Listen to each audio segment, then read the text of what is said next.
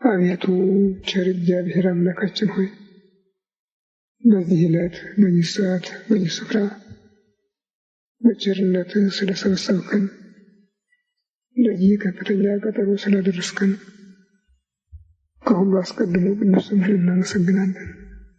ቸር እግዚአብሔር አምላካችን ሆይ ሁለት ወይም ሶስት ሆናችሁ በስሜ ከተሰበሰባችሁበት እኔም ከዚያ በመካከላችሁ እገኛለሁ ብለሃልና በመካከላችን እንድትገኝልን እንድትባርከን ስብሰባችንንም እንድትባርክልን ልናውቀው የሚገባንን የሚጠቅመንን ትምህርት እንድታስተምረን አእምሯችን ሊሸከመው ሊመረምረው ሊረዳው የሚችለው ምስጢር እንድትገልጽልን ቅዱስ መንፈስህን እንድታሳድርብን ሀገራችን ኢትዮጵያን ኦርቶዶክሳዊ ተዋሕዶ ቤተክርስቲያናችንን ክርስቲያን ሕዝብህን በችል ታስብልን። አንተ ፈቃድ ደምህ ባደረግህለት የእርቅ ቃል ኪዳን መሰረት በዛሬዋ ዕለት ተጀምሮ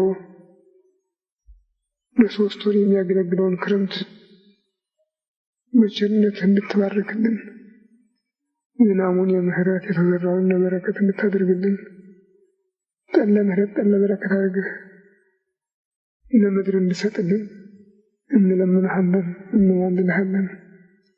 ክብር ምስጋና ለአብ ለወልድ ለመንፈስ ቅዱስ ይሁን ዛሬም ዘወትርም ለዘለዓለሙ አሜን።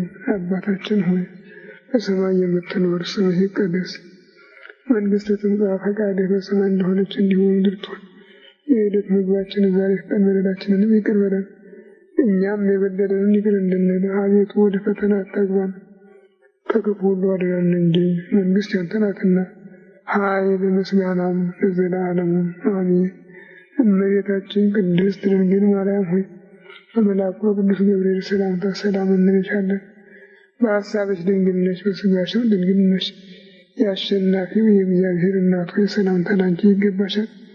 ከሴቶች ተለይተሽ አንቺ የተባረክሽ ነሽ፣ የማኅፀንሽ ፍሬ ኢየሱስ ክርስቶስ ምስጉን አምላክ ነው።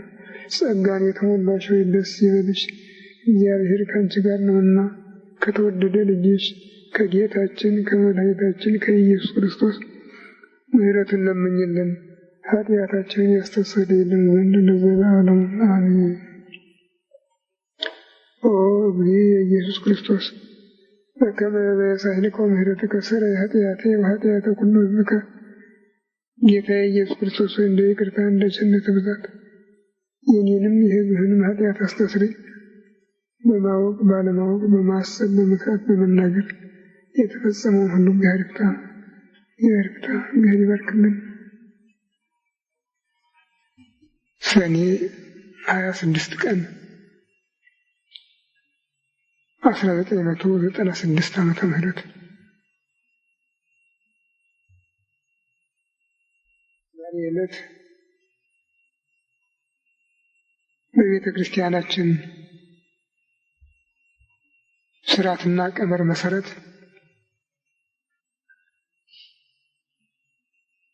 የሚጀመርበት ቀን ነው።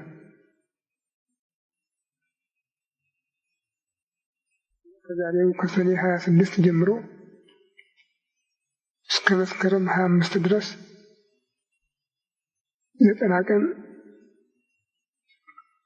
መዋዕለ ክረምት የክረምት ወራት ነው የሚባለው።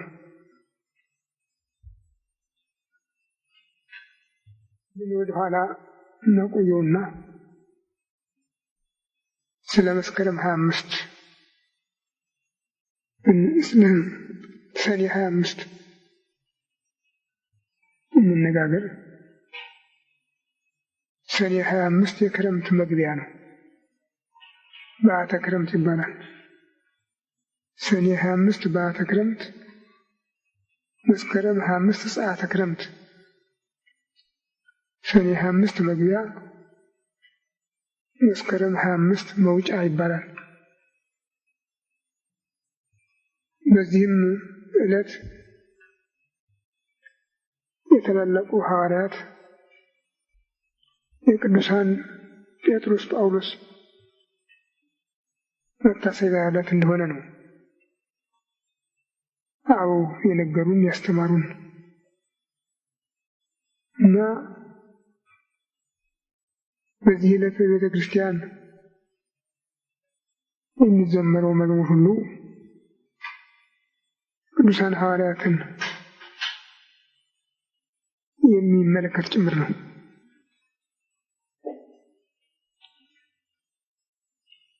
በተለይም በዚህ ቀን የሊቃውንት ሐዲስ ኪዳን ጸሐፊዎች አንዱ የሆነው የሐዋርያው ይሁዳ የሰማዕትነት የዕረፍቱ መታሰቢያ ቀን ነው። ይሁዳ የሚባሉ በብሉይ ኪዳንም በሐዲስ ኪዳንም አሉ። ይሄ ደግሞ ልዩ ይሁዳ ነው። በሐዲስ ኪዳን የተነገረላቸው ይሁዳ የተባሉ የመጀመሪያው የታላቁ አባት የያዕቆብ አራተኛ ልጅ አንበሳ ወልደ ይሁዳ አንበሳ የጓላ አንበሳ የአንበሳ ደቦል ሲል አባቱ በበረከቱ የሰየመውና የእስራኤል ነገሥታት አባት ነው። የእነርሱ ብቻም አይደለም፣ የእኛም የኢትዮጵያውያን ነገሥታት ከዳዊት ከሰሎሞን የተወለዱ በመሆናቸው አባታቸው ነው። በዚህም አይወሰንም። የክርስቲያን ሁሉ ንጉሥ፣ የክርስቲያን ሁሉ አባት የሆነው የጌታችን የአምላካችን የመድኃኒታችን የኢየሱስ ክርስቶስም አባት ነው። እናቱ እመቤታችን ቅድስት ድንግል ማርያም ከዳዊት ዘር ከይሁዳ ከአብርሃም የመጣች በመሆኗ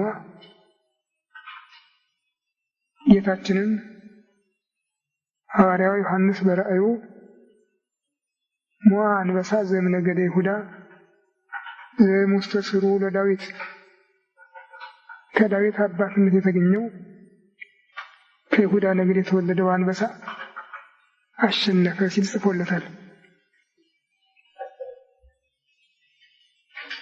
ሁለተኛው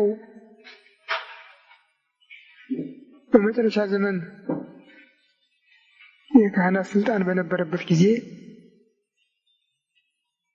እስራኤል ከጽራውያን ጋር ሲዋጉ በነበረበት ሰዓት የአርበኞቻቸው መሪ ሆኖ ሲከላከልላቸው የኖረው መቅበያዊ ይሁዳ ነው። እነዚህ በብሉይ ኪዳን የነበሩ ስማቸው የታወቁ ሰዎች ናቸው። በሐዲስ ኪዳንም እንዲሁ ሁለት አሉ። አንዱ ከሐዋርያት ጋር ተመርጦ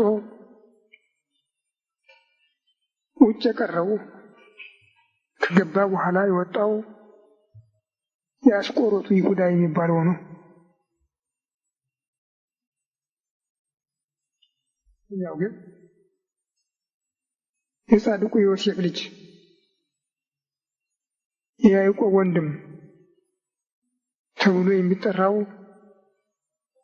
ከአርድእት አንዱ ሆኖ ወንጌልን የሰበከው በሐዲስ ኪዳን ከተላለፉልን ትምህርትም በአንድ ምዕራፍ የተወሰነ ግን ብዙ ትምህርት የያዘ መልእክት ያስተላለፈልን ሐዋርያው ይሁዳ ነው። ቤተ ክርስቲያን የዕረፍቱን መታሰቢያ ሰኔ 25 ቀን ታከብራለች። ይህ ሐዋርያ በጻፈው ጽሑፍ አስደናቂ እና ጥልቅ ትምህርት ይገኝበታል። የሚገርመው ያዕቆብ፣ ስምዖን፣ ይሁዳ፣ ያዕቆብ፣ ዮሳ የአንድ የጻድቁ ዮሴፍ ልጆች ሲሆኑ መጽሐፍት የጌታ ወንድም እያሉ የሚጠሩት ያዕቆብን ብቻ ነው።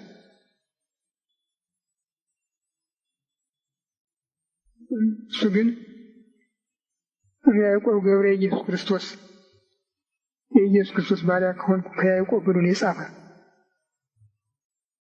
ይህም ሐዋርያ ይሁዳ ገብረ እግዚአብሔር ወኢየሱስ ክርስቶስ የእግዚአብሔር የኢየሱስ ክርስቶስን ባሪያ ከሆንኩት ከይሁዳ ብሎ ነው የጻፈ። ቀጥሎ እሱም የያዕቆብ ልጅ እሱም የዮሴፍ ልጅ እሱም ከጌታ ጋር የኖረ ሲሆን እሁሁ ለያዕቆብ አለ እንጂ እሁሁ ለኢየሱስ ብሎ አልጻፈም። እሁሁ ለያዕቆብ የያዕቆብ ወንድም ነኝ ብሎ ጽፏል። ከዚህ አያይዞ ጠቅለል ባለ አጻጻፍ ጠለቅ ያለ ትምህርት ሰጥቷል። በመጽሐፍ ቅዱስ በመልእክታት መጨረሻ ከራዕየ ዮሐንስ በፊት ታገኙታላችሁ። ምናልባትም ብዙ ሰው ወደዚህ ሐዋርያ ትምህርት አያዘነብልም። የሚጠቅስም ከጴጥሮስ፣ ከጳውሎስ፣ ከዮሐንስ እልፍ በሚል ከያዕቆብ መልእክታት ነው። ይህ ከይሁዳ መልእክት ብዙም አይጠቀምበትም። መናፍቃንማ አጥብቆ ስለሚቃወማቸው አይወዱትም። ምን ብሎ ጽፏል? ለሊያፈቅርዎ ለእግዚአብሔር አብ ስሙያን ወጽዋዕን በኢየሱስ ክርስቶስ። እግዚአብሔር አብን ለሚወዱ በኢየሱስ ክርስቶስ ለተጠሩ ክርስቲያኖች ነው አድራሻው። እንግዲህ ለሁሉ ነው ማለት ነው። ክርስቲያን ለተባለ ሁሉ የተጻፈ ነው። ለገሌ ለገሌ የሚል የለም።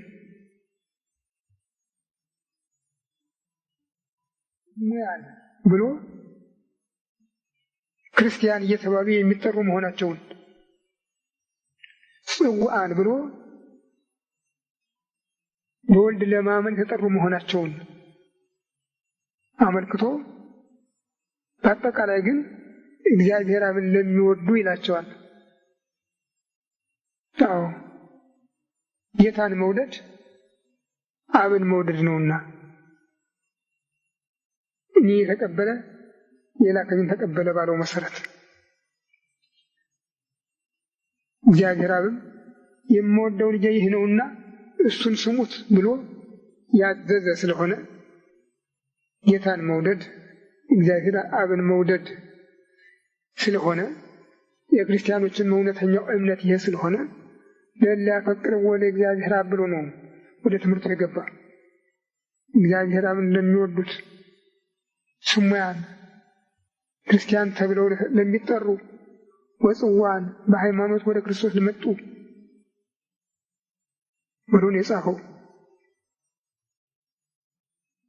ሰላም ለክሙ በተፋቅሮ ወጻሕል ይብዛሕ ማእከሌክሙ፣ ሰላም ይሁንላችሁ ፍቅርና ይቅርታ ይብዛላችሁ ይላል።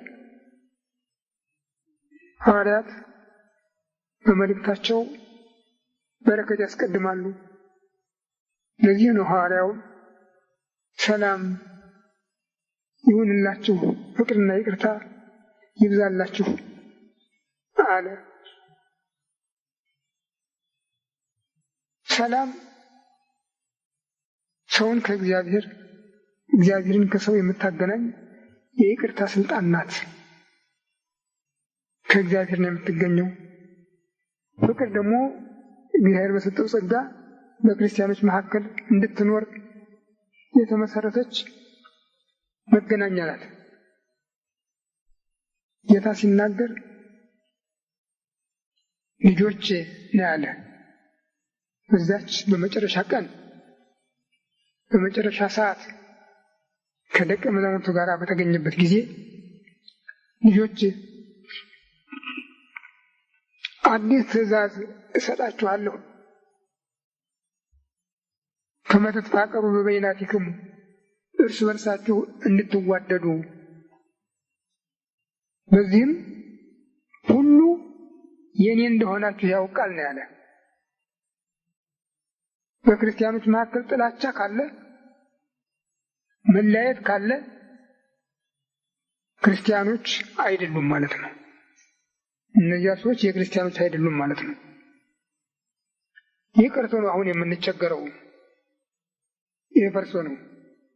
አንዲት ቤተ ክርስቲያን የምታሰኝም ይህች ናት። በሀገር፣ በዘር፣ በጎሳ፣ በደም፣ በቀለም ምንም አይነት ልዩነት የማይደረግባት ክርስቲያን በመባል ብቻ አንድ የምንሆንባት ይህች ናት አሁን ከዓለም የጠፋችው። እና ክርስቲያን ክርስቲያኑ ላይ በጠላትነት የሚሰለፍበት ይሄ ጠፍቶ ነው። ለዚህ ነው ሐዋርያው ተፋቅሮ ወሳሂል ይብዛ ለክሙ፣ ፍቅርና ይቅርታ ይብዛላችሁ ያለ። ወንድም ከወንድሙ ጋር በምክንያት ቢጋጭ ወዲያውኑ ይቅር እንዲባባል።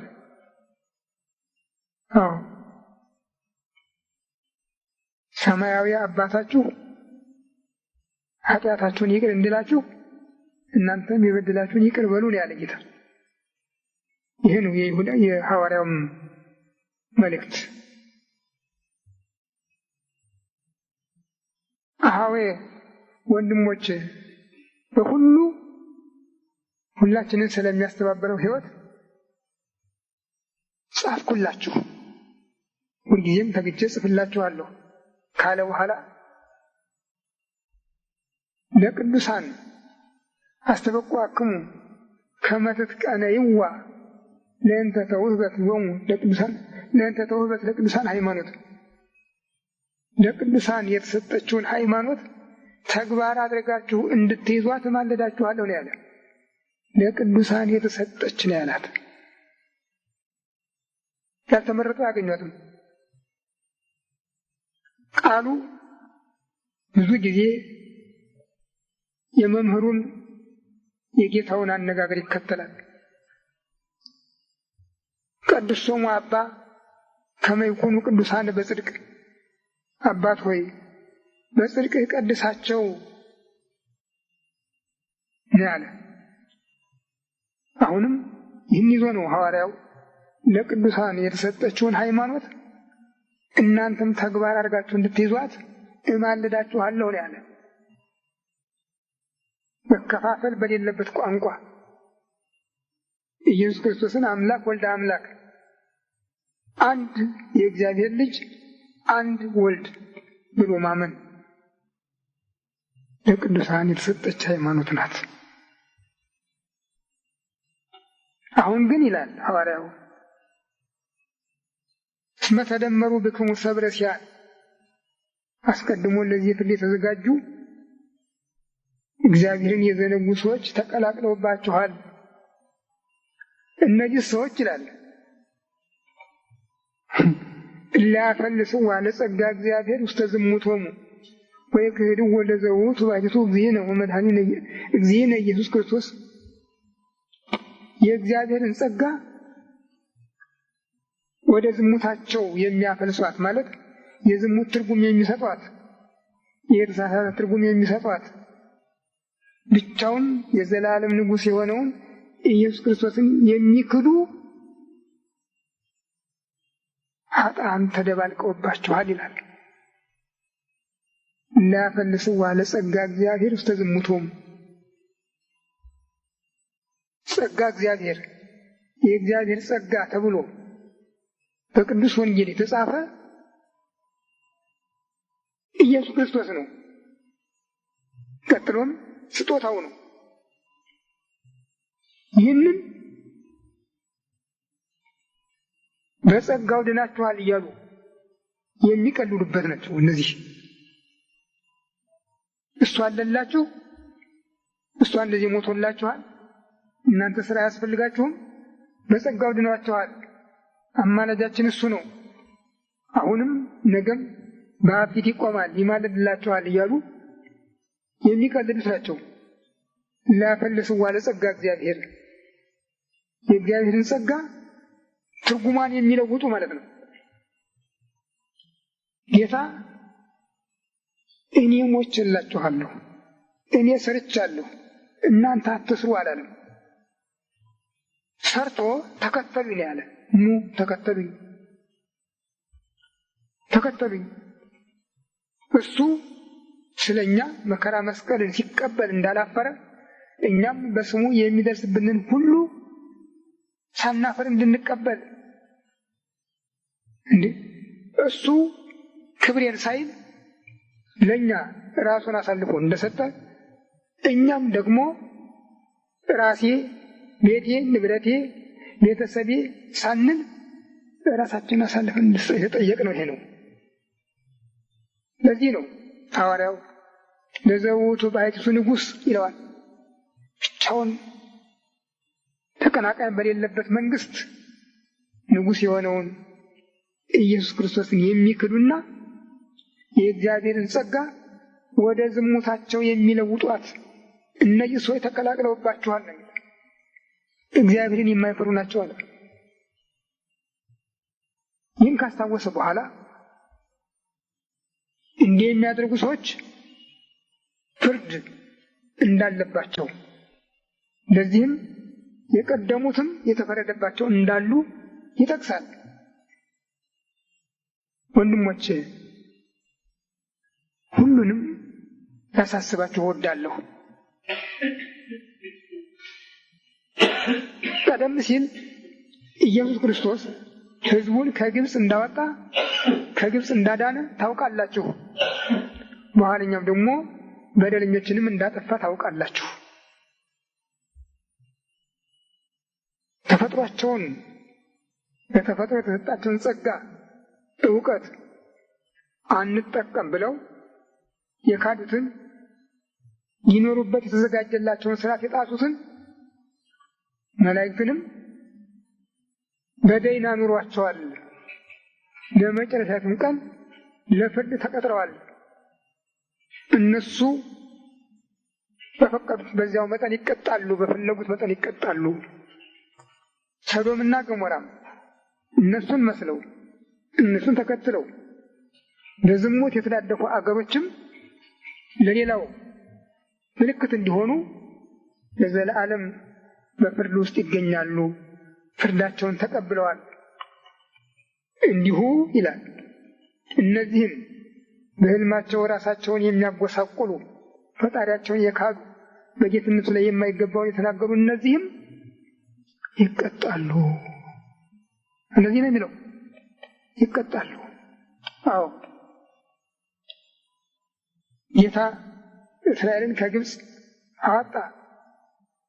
ሙሴን ላከው። በግብፅ ያለችውን የሕዝቤን ጩኸት ሰምቻለሁ ሂድ ብሎ ላከው። በክብር በግርማ አወጣቸው። ግን በዕለተ ዓርብ እንዲያ የተደረገላቸው ሰዎች የበኩር ልጅ ነው እስራኤል ተብሎ የተመሰከረላቸው ሰዎች አናውቅም አሉ። እኛ ቄሳር ነው ንጉሳችን አሉ። በዚህ ምክንያት አጠፋቸው። ቄሳር ነው ስላሉ በሮም መንግስት አድሮ እነሱንም አገራቸውንም አጥፍቶ ስደተኞች፣ ከርታቶች፣ አውታቶች ያደረጋቸው። ይህንን ነው ሐዋርያው የጠቀሰው። ይሄ ደግሞ በሰዎች ብቻ የተፈጸመ አይደለም ብሎ በዲያብሎስና በሰራዊቱ የተጀመረ መሆኑን በሰዶም በገሞራ በተከታዮቻቸው አመፀኞች በግብፃውያን የተፈጸመ መሆኑንና እነዚህም ለምሳሌ የተዘጋጁ ስለሆኑ ማንኛውም አጥፊ በዚህ አይነት እንደሚቀጣ ነው ያስቀምጠው። ይህንን አልፎ ተርፎ ምንም የለብኝም እያለ የሚዝናና የሚሳደብ የሚተች ቢኖር ግን ቅጣት ይጠብቀዋል ነው ያለ። በሁሉ አስቀድሞ ሰው አንደበቱን እንዲጠብቅ የሚያስፈልግ መሆኑን ነው የሚያስተምረን። እንኳን ሰው ይላል ሐዋርያው ወሚካኤልን ሊቀ መላእክት አመቱ ሀሮ ለሰይጣን በእንተ ሥጋሁ ለሙሴ የተሐበለ ቃለ ጽርፈት ይንበብ አለ የቤሎ ይስከ እግዚአብሔር።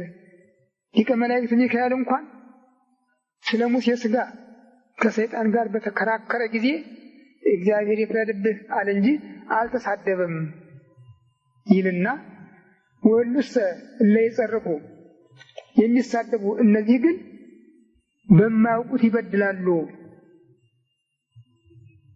ሥጋዊ ሕሊናን ያውቃሉ ግን የከብት ያህል ነው በዚያት ይጠፋሉ ይላል። የዛሬ ሚስዮናውያን፣ የዛሬ ሰባኪዎች፣ የዛሬ ጸሐፊዎች ከምድር ተነስተው እመቤታችንን ቅዱሳኑን እሱንም ይሳደባሉ። ይሁዳውያን፣ ባሕያውያን፣ ካቶሊካውያን እሱን እየተሳደቡ ነው። ፕሮቴስታንቶች እሱን እየተሳደቡ ነው። ከዚያ ቀጥሎ ደግሞ እመቤታችንና ቅዱሳን እየተሳደቡ ነው። እና ሐዋርያው ምንድን ነው የሚለው? እነዚህ ተሳዳቢዎች ነው የሚል በማያውቁት ይበድላሉ። ሥጋዊ ሕሊና ሥጋዊውን ሕሊና ሥጋዊውን ሐሳብ ያውቃሉ አለ። መብላት፣ መጠጣት፣ ማጌጥ፣ መናገር ያውቃሉ ግን እውቀታቸው የእንስሳ ስራ ነው ያለው። መተቃቀፍ፣ መነቃቀፍ ይሄ የእንስሳ ስራ ነው እንጂ የሰው ስራ አይደለም። የተቀደሰ መሳሳም ነው ጸሎት ቤት የተቀደሰ መሳሳም በጸሎታቸው መካከል ሴቶች በአንድ ወገን ወንዶች በአንድ ወገን ሆነና የተቀደሰ መሳሳም ሲል አንዱ በአንዷ ላይ ይሄድ መከመር የእንስሳ ስራ ነው። በዚያች ይጠፋሉ አለ ሐዋርያው። ወዮላቸው ነው የሚል በቃየል ጎዳና ሄደዋል። በበላም የአመፅ ዋጋ ተይዘዋል፣ ተቃጥለዋል። በቆሬና በወንድሞቹ ክህደትም ጠፍተዋልና ወዮላቸው ነው የሚል። ከነዚህ ጋር ነው የሚያነጻጽራቸው። ከቃየል፣ ከበላም፣ ከቆሬ ጋር እንደዚህ ናቸው ነው ያለ። እውነትም ስራቸው ይሆኑ ወንድሞቻቸውን ማደን፣ ከዚያ የወጣውን ማጥፋት፣ አብሯቸው ያሉን ማበላሸት፣ ይሄ ነው ስራቸው። እነዚህ ደግሞ ሩቅ ናቸው እንዳንል ምን ብሏል? ሁሉም ሙንቱ እለ በፍቅር አፍቀሩክሙ ከመ ያስሕቱክሙ ተባያን ለኃጢአቶሙ ወይሐውሩ በፍትወቶሙ ወዘእንበለ ፍርሃት ይሬዩ ርእሶሙ። እነዚህ እንወዳችኋለን የሚሏችሁ ናቸው፣ በፍቅር የሚያቀራርቧችሁ ናቸው፣ ለኃጢአት ደፋሮች ናቸው፣ በወደዱት የሚራመዱ ናቸው፣ ምንም የለብንም ባዮች ናቸው ነው ያለ። ወዘእንበለ ፍርሃት ይሬዩ ርእሶሙ ምንም የለብንም ባዮች ናቸው። እመን ብቻ ትድናለህ። ምን ማለት ነው? ይሄኮ እመን ብቻ ትድናለህ፣ አለቀ። ያ ሰው የመንግስት ሰማይ ባለቤት ነው። በወሬ ብቻ በስራ ክርስቶስን መምሰል የለም እና ያለ ፍርሃት የሚኖሩ ናቸው አለ። እነዚህ ይላል በምሳሌ ሲሰጥ፣ እነዚህ ዝናም የሌላት ነፋስ ከወዲያ ወዲህ ከወዲህ ወዲያ የሚያንቀሳቅሳት ደመና የመሰሉ ናቸው ነው ያለ። በሌላ በኩልም ፍሬ አልባዎች ተነቃቅለው የሚጠፉ እንጨቶች ማለት ናቸው። ወከመ ሞገዳተ ባሕር ሙንቱ የባህር አዞሬቶች ይመስላሉ። እቡዳት ሊያፈልህዋ ለሐሳሮሙ እብዶች ናቸው፣ ጉስቁልናቸውን በላይ በላዩ የሚጨምሩ ናቸው። ብርሃን እንደሌላቸው ከዋክብት ናቸው። እነዚያ ለፍርድ ቀን የጨለማ ምልክት ሆነው እንደሚኖሩ እነዚህም ጨለማ ለባሽ ናቸው ነው የሚል። እንደገና ቅድም ሊቀ መላእክት ሚካኤልን ጠቅሶ መረጃ እንዳቀረበ አሁን ደግሞ በከሃ ተነበየ ሄኖክ በእንቲአሆሙ ዘውቱ ሳቤ አዳም በቀድሞ ዘመን ይላል ከአዳም 7ኛ ትውልድ ሆነው ሄኖክ ስለነሱ ተናግሯል። እግዚአብሔርን ኃይላት መላእክትን አስከትሎ ይመጣል ፍርድ ያደርግ ዘንድ ለሁሉም እንደየሥራው ይከፍለዋል ካለ በኋላ ወይዛለፎሙ ለኩሎሙ ኃጥአን በእንተ ኩሉ ግብረ ኃጣውኢሆሙ ዘአበሱ ኃጥአንን ስለ ስራቸው ሁሉ ይዘልፋቸዋል ይፈርድባቸዋል። ወበእንተ ኩሉ ዘነበው ላዕሌሁ ዘይከውን ቃለ ኃጥአን ወጽርሐዋን የማይገባ ቃል በእግዚአብሔር ላይ ስለመናገራቸው ስለተናገሩትም ሁሉ ስለ ቃላቸው ስለ ንግግራቸው ይፈርድባቸዋል ነው ያለ። ጌታም ራሱ ከአንደበት የተነሳ ይፈረድብሃል ከአንደበት የተነሳ ትጸድቃለህ ያለ። ሐዋርያውም እንደሱ ነው ያለ። የሌሉበትን የማያውቁትን ጌታ ከኛ ጋር ነው ጌታ ይመስገን ወደ ጌታና እያሉ የማያውቁትን ጌታ ከኛ ጋር ነው ጌታ ይመስገን ወደ ጌታና እያሉ ሲያሾፉ በመኖራቸው በሱ ላይ ስለተናገሩት ቃል ሁሉ ይፈረድባቸዋል። እነዚህ ተስፋ የቆረጡ ሲሆኑ ያጉረመርማሉ። አፋቸው ትንቢትን ይናገራል፣ ያበላልጣሉ፣ ለሰው ያድላሉ። ይህ ሁሉ የሚያደርጉት እንጠቀምበታለን ብለው ነው ብሎ በዚች ባጭር ቃል ሰፋ ያለ ጠቅላላ ትምህርት ይሰጥና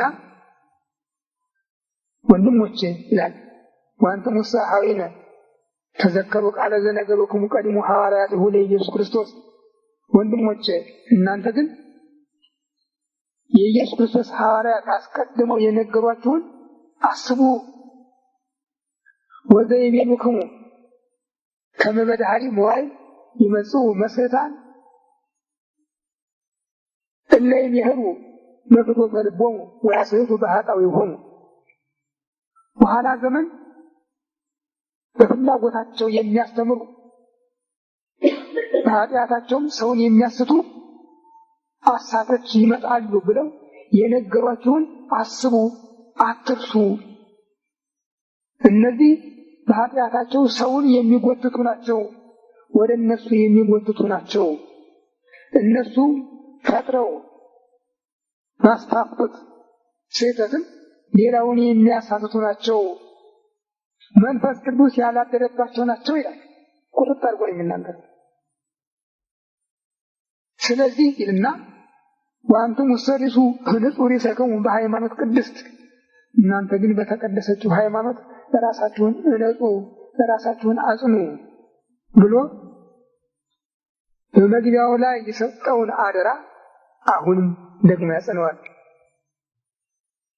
ዋስተበቋክሙ ከመ ትትቀልይዋ ለእንተ ተውህበት ለቅዱሳን ሃይማኖት፣ ለቅዱሳን የተሰጠችውን ሃይማኖት ምግባር አድርጋችሁ እንድትይዟት፣ ስራችን ብላችሁ እንድትይዟት እማልዳችኋለሁ ያለውን አሁንም ደግሞ እንደገና መልሶ እናንተስ በተቀደሰችው ሃይማኖት ራሳችሁን እነጹ። የእነዚያ ነገር እነዚያ ነው፣ በልብ ወለድ የሚፈልቅ ነው እንጂ የእግዚአብሔር አይደለም ማለት።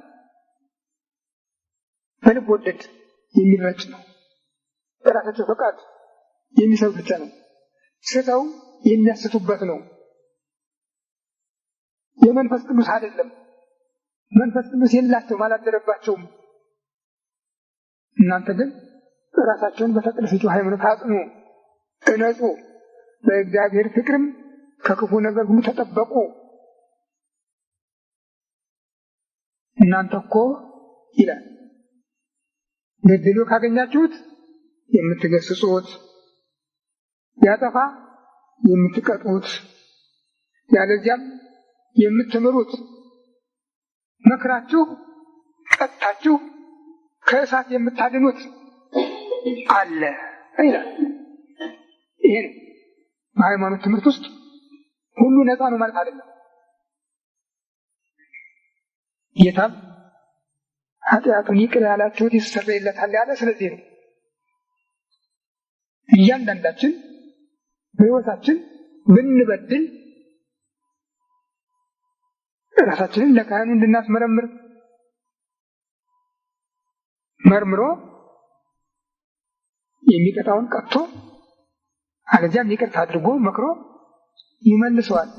እንዲህ አድርጎ ከፍርድ ያድነዋል።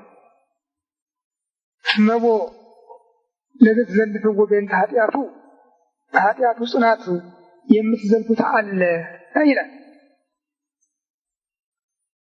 የማይመለስ ከሆነ ግን የማይፈወስ ድውይ የማይመለስ ዲጉይ ነውና እንደነ አርዮስ እንደነ ንስጥሮስ እንደነ መቅዶኒዎስ እንደነ ሌዎን ተወግዞ ይለያል።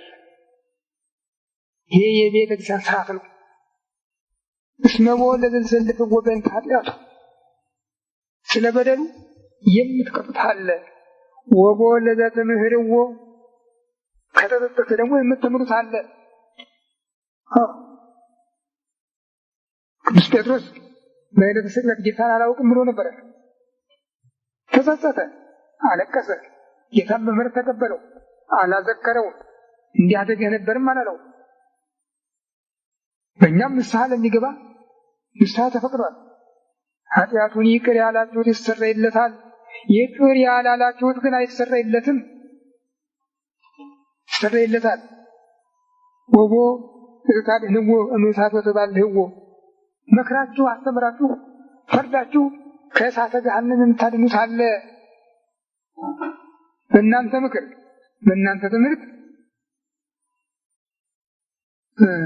ራሱ በራሱም ወቦ ዘይድኅን ፈሪሆ ዛሬ ብቻ ዛሬ በጉባኤ ነገ ደግሞ በእግዚአብሔር ፊት ይፈረድብኛል ብሎ ፈርቶ ተጸጽቶ ራሱን የሚያድን አለ። አንዳንዶቹም ደግሞ በዚሁ ምክንያት ያንን በደላቸውን ትተው የነበሩበት ሁሉ አውልቀው ጥለው የሚመለሱ አሉ ነው የሚለው። እናንተ ግን ጽኑ ብሎ ይህ ለእግዚአብሔር አቂቦተክሙ እግዚአብሔር አምላክ እስከ መጨረሻ ሊጠብቃችሁ ይቻለዋል።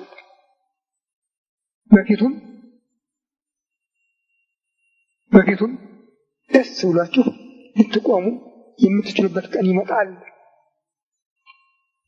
ይሄ አለና ተጠንቀቁ። እናንተ በተቀደሰችው ሃይማኖት ራሳችሁን አጽኑ።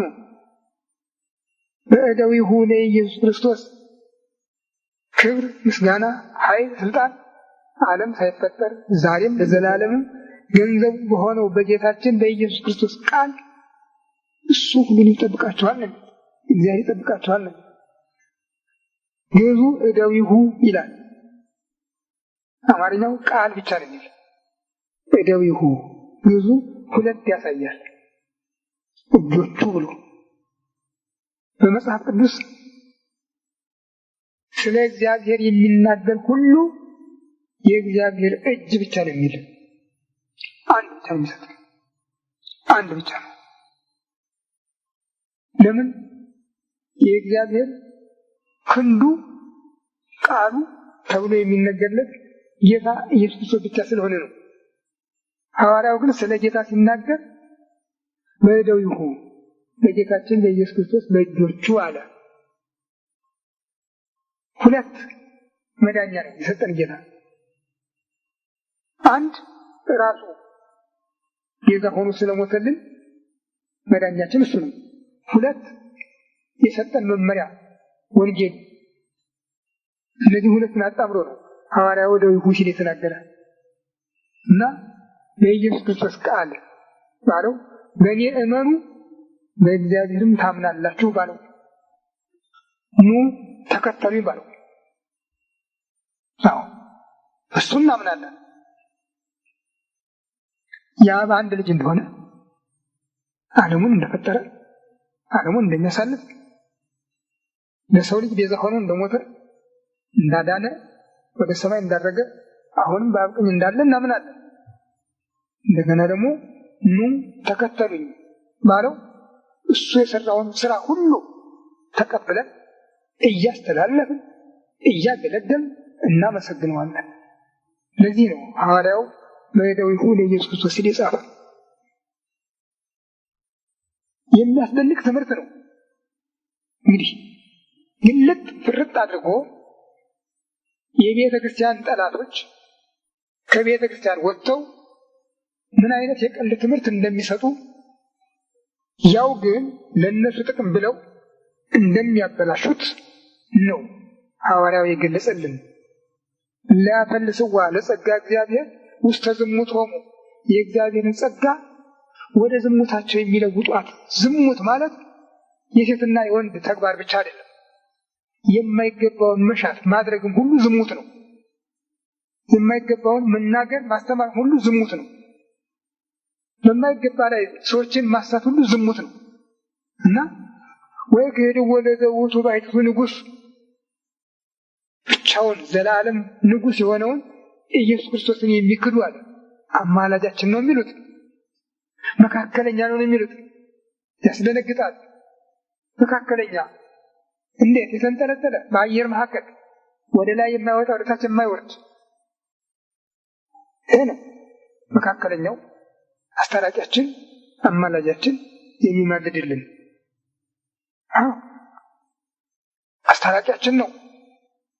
አስታራቂያችን ነው።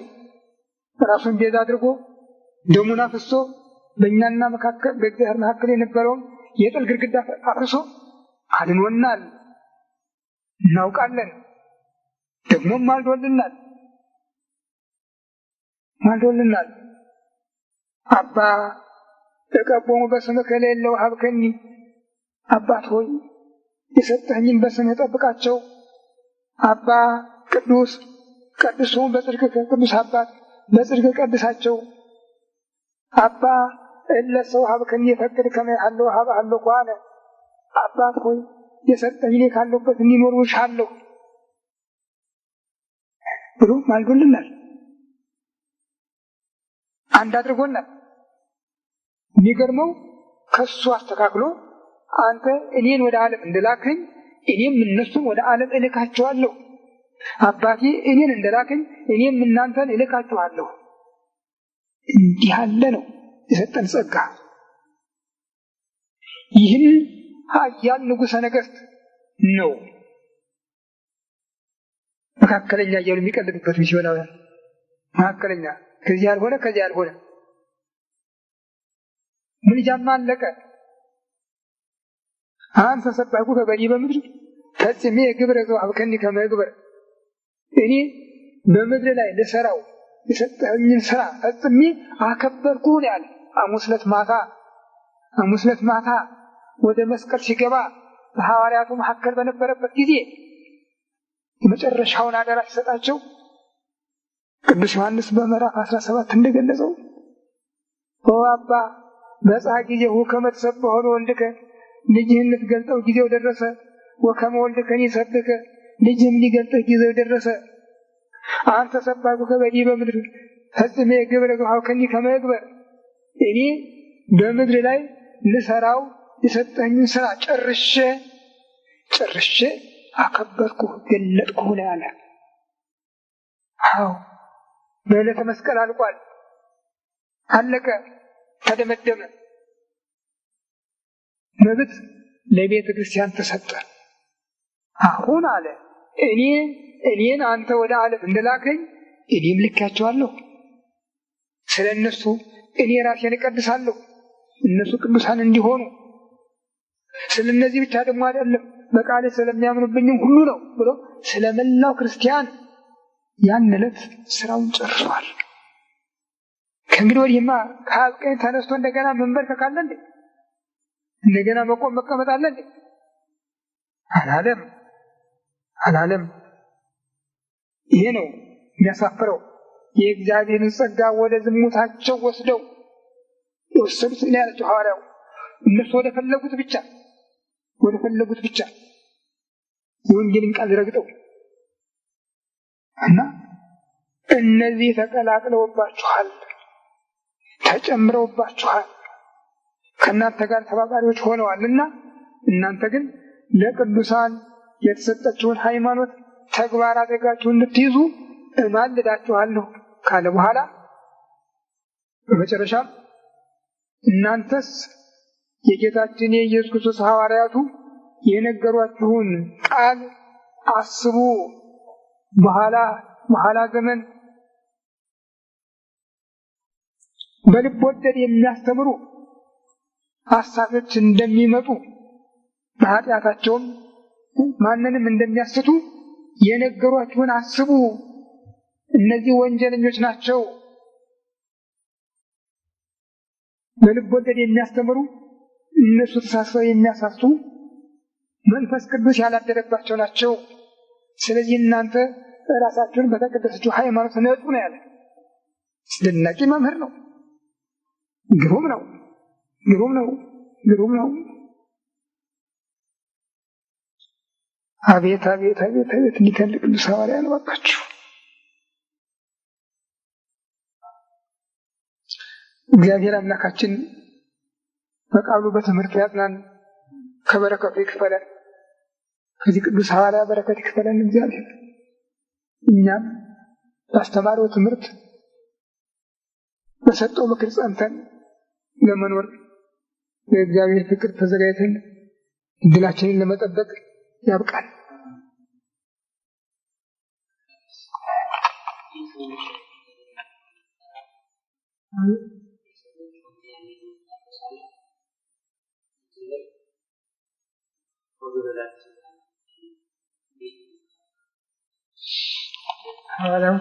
አትናቴዎስ እኮ ማንም ሰው ከመፈጠሩ አስቀድሞ ስራው ይታወቃል አለ እንጂ እንዳይሰራ እንዲሰራ ይገደዳል አላለም።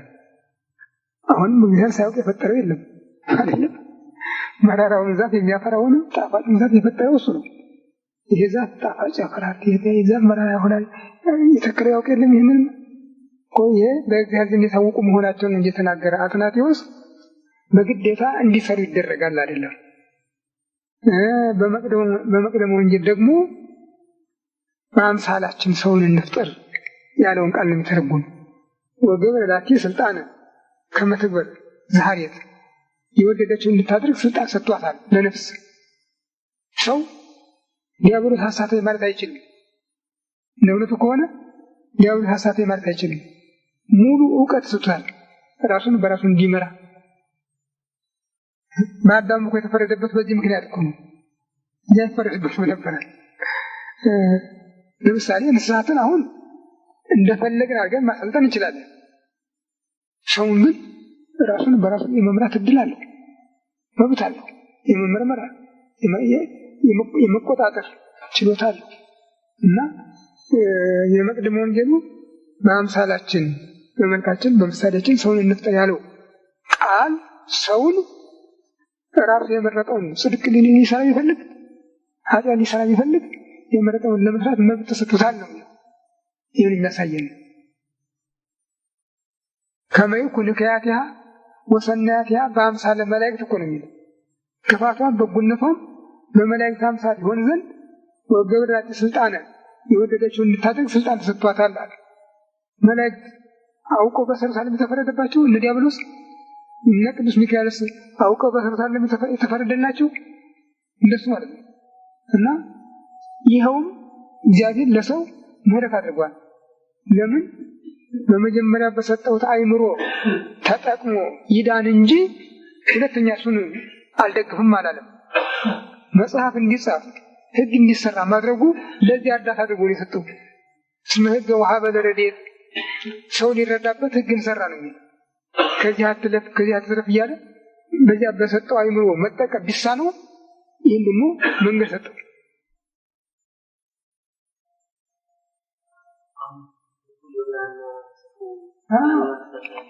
እሱ ነው ሰብሰ የተፈጠረ ለዚህ ከመያጽኑ ሃይማኖት በረቆ በቀለም ሰው በጽሁፍና በቀለም በተጻፈ ነገር ራሱን ሊመራ አልተፈጠረም ነበረ።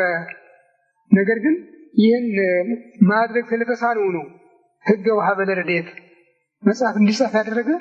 ያንን ማድረግ ስለተሳነው ባይሆን በዚህ እንኳን እያስታወሰ ይጠቀምበት ነው ብሎ ነው። የሚሰሩ ስርዓቶችን ሰው ወደዚህ ወዳለው ካለው የሚበልጥ ይችላል። ረዳታቸው እነዚህ ይህ ከግርባ ይበልጥልን ረዳት ናቸው። በተጻፈውም ሄዳ ቅፍና የምንቸግር አሁን እንደገና በገዛጃቸው ልቦለድ ነገር እየፈጠርን ሰውን የምናስቸግር ራሳችን የምንቸግር ወንጌልን ያህል ነገር ተመዝግቦ ተጽፎ ቀርቦ እያለ ሐዋርያት አንዳንድ ቃል ለማገናዘቢያ ለማገናኛ በሰጣቸው መጠቆሚያ እየመዘዘያችን መመሪያ አድርጎ መንቀሳቀስ ማለት ምን ማለት ነው?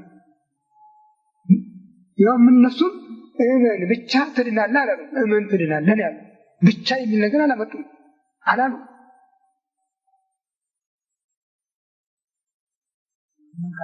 እመን ትድናለህ ሃይማኖት ሰውን ያድነዋል ተባሉ እንጂ እመን ብቻ ትድናለህ የሚል ቃል የትም የለም።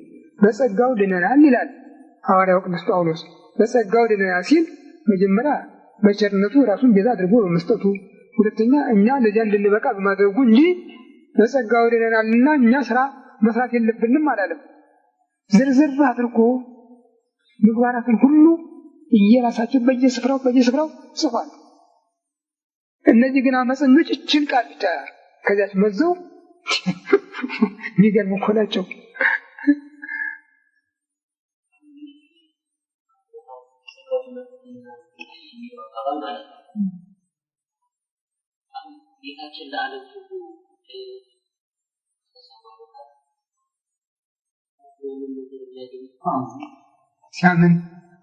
ሲያምን አምኖ ሲጠመቅ ስጋውን ደግሞ ሲቀበል ያን ጸጋ ያገኛል።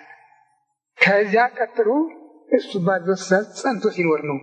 ያም ደግሞ ያን ከተወ ደግሞ ይቀራል። ያም ይታጣል። ተወልዶ መካድ አለ። ቀልድ አይደለም። ኖህ ሀቤ ቡሩካን ከመትረሱ መንግስት ዘድሉ ለክሙ ቅድመ ይትፈጠር ዓለም ይላል። ቀጥልና ሁሉ ምን ይርጉማል ብሎ ዘድሉ ለክሙ አይደለም የሚለው ዘድሉ ለሰይጣን ወለ መላእክቲሁ እነዚያ እናንተ አባቴ ባረካችሁ ወደ እኔ ኑና ዓለም ሳይፈጠር የተዘጋጀላችሁን መንግስት ወረሱ ይላቸዋል። ለእናንተ የተዘጋጀውን የሚላቸው ያህል እነዚህን ግን እናንተ ርጉማን ከኔ ራቁና ለሰይጣንና ለአገልጋዮች ወደ ተዘጋጀው እሳት ሂዱ ነው። ለእናንተ አይደለም። ይሄንን አየህ፣ ለሰይጣንና ለአገልጋዮቹ ክርስቶስ እንደተው ወደ ሰይጣን ሄዱ ነው ያ ነገር እና ብንጠመቅም ብንቆርብም በስራቱ ጸንተን ካልኖርን ኑ ተከተሉ ይባለው በሱ ቃል ጸንተን ካልኖር ይቀራል። ያ ይሁዳ ትምህርቱ የለም አልነበረም? ከነ ጴጥሮስ ጋር ያውም እኩል ግን አልቀረም፣ ቀረ። እነ ሲሞን ነበሩ፣ እነ በርያሱስ ነበሩ፣ እነ አርዮስ ነበሩ። ስንት ሰዎች ወድቀዋል፣ ስንት ሰዎች ተነስተዋል።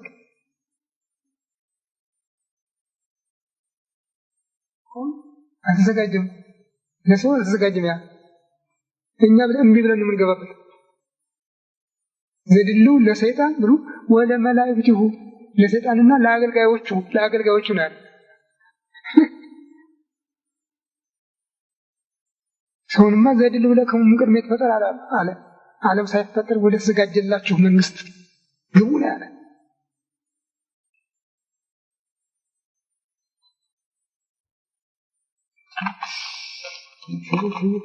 እናንተ ብቻ በፍቅሩ ጸንታችሁ ራሳችሁን ጠብቃችሁ ኑሩ እንጂ ይህ ለእግዚአብሔር አቅርቦተክሙ ንጹሐኒክሙ ወአቅሞተክሙ ቅድመ ስብሐቲሁ በትፍስሕት እናንተ በፍቅሩ ተጠብቃችሁ ኑሩ እንጂ እግዚአብሔር እናንተን በንጽህና ሊጠብቃችሁ አንጽቶ ሊጠብቃችሁ ኋላም ደግሞ ደስ ብሏችሁ መንግስቱን እንድትወርሱ ሊያደርጋችሁ ይችላል። ያለችን እኮ ነው ጠቀሳት።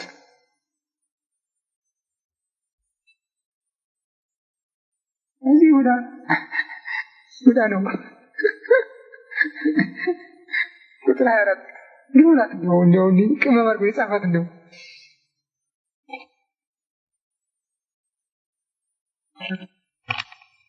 አንቱም ዋቅሞታከሙ ቅድመ ስብሐቲሁ በትፍስሕት በስመ አብ ወወልድ ወመንፈስ ቅዱስ አሐዱ አምላክ አሜን። አቤቱ ቸር እግዚአብሔር አምላካችን ሆይ በዚህ ዕለት በዚህ ሰዓት በዚህ ስፍራ በቸርነትህ ስለሰበሰብከን ለዚህ ከፍተኛ ቀጠሮ ስላደረስከን ስብሰባችንን በሰላም ስለመራህልን ከሁሉ አስቀድሞ ቅዱስ ስምህን እናመሰግናለን። ቸር እግዚአብሔር አምላካችን ሆይ ጸጋህ ብዙ ነው፣ እኛ የሚገባን አይደለንም። አንተ ግን በቸርነትህ ሁልጊዜም የቸርነት መስራት ስላለናለህ ስለ አንተ ስለ ቸርነትህ ስለ ካህንነትህ ለማሰብ ለመወያየት ለመነጋገር ለዚህ ሰዓትና ጊዜ ስላደልከን ስለ ቸርነትህ እናመሰግንሃለን። ቸር እግዚአብሔር አምላካችን ሆይ አሁንም እስከ ዓለም ፍጻሜ እኔ ከእናንተ ጋር ነኝ ያልከውን ቃል ኪዳን እንድታጸናለን፣ እንዳትለየን፣ እንዳትርቀን፣ እንድትታደገን፣ እንድትጠብቀን ከመከራ ሥጋ ከመከራ ነፍስ እንድትሰውረን እንለምንሃለን፣ እንማልድሃለን። ክብር ምስጋና ለአንተ ለቸር አባትህ ለመንፈስ ቅዱስ ይሁን ዛሬም ዘወትርም ለዘላለሙ አሜን። አባታችን ሆይ በሰማይ የምትኖር ስምህ ይቀደስ፣ መንግሥትህ ትምጣ፣ ፈቃድህ በሰማይ እንደሆነች እንዲሁ በምድር ትሁን።